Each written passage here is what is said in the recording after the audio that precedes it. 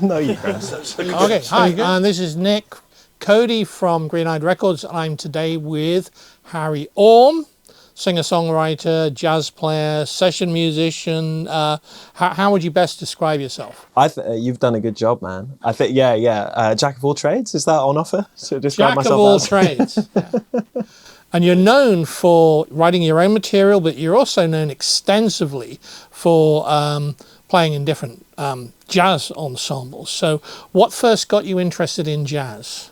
I got into it a really stupid way, which was that I'd been playing all sorts of, grew up playing all sorts of rock music mostly, and then bits of singer-songwriter stuff, and at some point it got into my head that jazz was hard.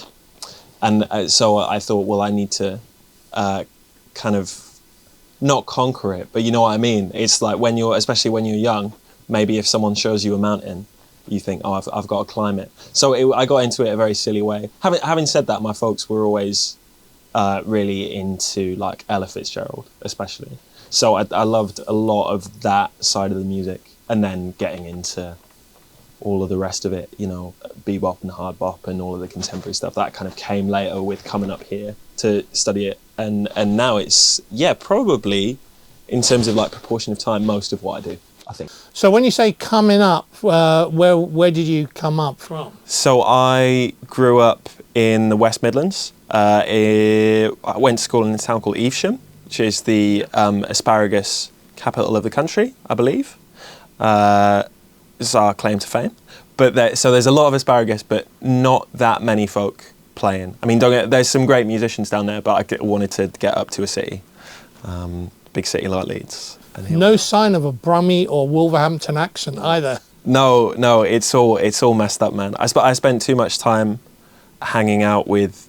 I think all of the folk that I was living with were all from different places. So there was a Brummie guy, and there was a guy from the northeast. Some guys from like the East Midlands. There was a Glaswegian who we were hanging out with a lot. So it's all there's some sort of all of the colours have just turned into brown, I think, and an indecipherable, untraceable brown. And in terms of jazz musicians, who are the ones that really have been your main inspirations so far?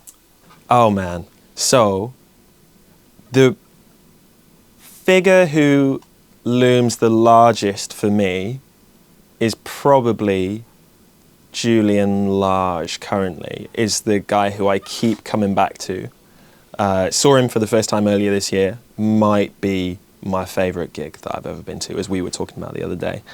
But also, I mean, obviously, Wes Montgomery, we did a project earlier this year where for his centenary we took down a couple of sets of his tunes and worked those up with a quartet. That was great. Kurt Rosenwinkel, specifically the trio records. There's a record called Reflections. There's a record called East Coast Love Affair. Those are massive. Gilad Hexelman's first record, which is not on streaming, but I would urge anyone to go out and buy it. It's on a label run by Smalls Jazz Club in New York. So you can't stream it, but you can buy it. And that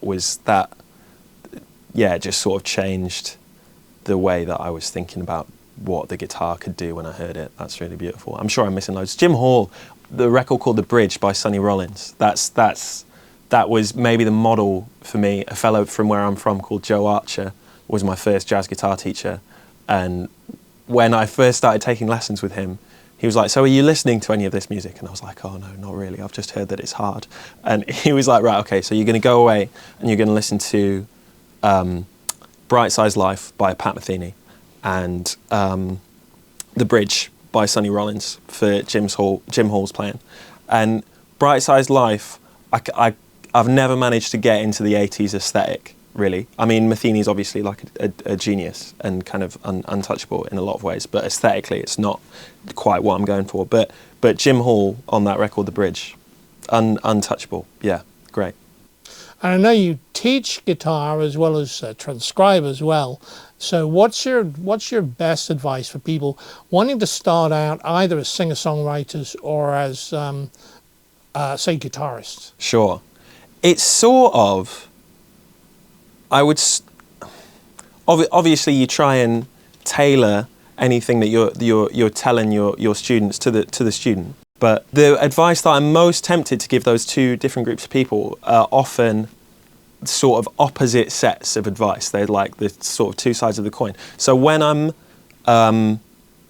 teaching instrumentalists, especially people involved in improvised music or jazz, I'll want to try and key them into, like, don't just think about the information, really get back in touch with the sound, because we're told a lot to learn these different scales, these different exercises, the different sort of improvisatory techniques.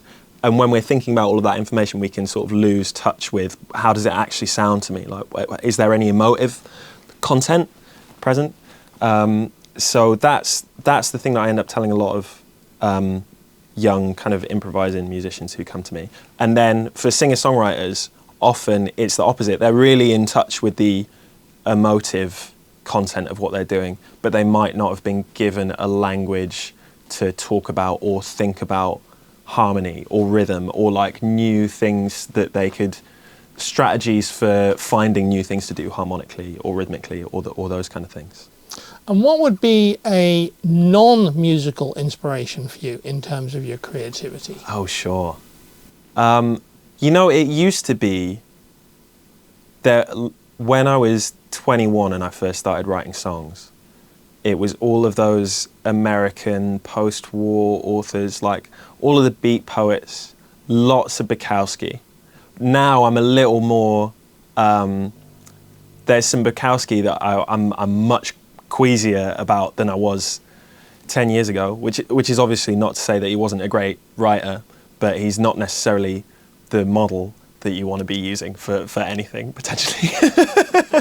But so what would a non-musical inspiration for me be now? I mean,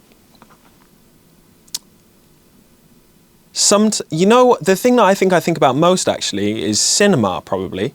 Like I think about the way that a shot is paced or a scene is paced. And in terms of making records, actually, a breakthrough that I had with recording the guitar was I used to think that it was about getting this really sort of faithful capture of what you're hearing in a room. And then someone switched me onto the idea of like, A, that's not really possible because you've got mics instead of ears in front of you recording. And secondly, that for a film, say, you wouldn't just take a theatre show and stick a camera in front of it in one of the seats and be like, that's the film. It's all about pushing in and like guiding the audience towards the details that you want them to be picking up on. And so I think that would be it for me at the moment. And if people want to find out about Harry Orme, whether to hire him, admire him, worship him, listen to him, watch him, what's the best place to go? I'm on all of the socials, and my handle I think is uniform across all of them. It's HGS Orme.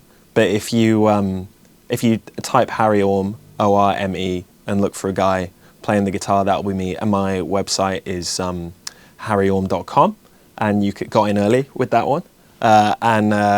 You can get in touch with me through that. Well, thank you so much for dropping by and talking to us. Pleasure, not at all. Thanks, man.